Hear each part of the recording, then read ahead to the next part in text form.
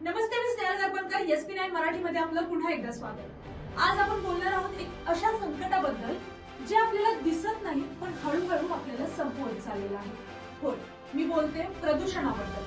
काल सकाळी मी शहरातील मुख्य रस्त्यावर उभा होते. रस्त्यावर वाहनांची खूपच गर्दी होती. हवेत काळा धूर होता आणि बाजूला उभा असलेला एक छोटासा मुलगा खोकत होता. मी त्याला विचारलं, बाळा तुला काय झालं? तो म्हणाला, मॅडम डॉक्टर मला म्हणाले की तुला दमा झालेला आहे, पण मी तर अजून खूपच लहान आहे. त्या मुलाच्या प्रश्नाचं उत्तर माझ्याकडेही नव्हतं, पण कारण आपल्या सगळ्यांनाच माहिती आहे. आपण दररोज प्लास्टिक वापरतो, दररोज आपण कचरा जाळतो, आपण अनावश्यक वाहने वापरतो आणि मग आपण म्हणतो की हवा खराब झाली.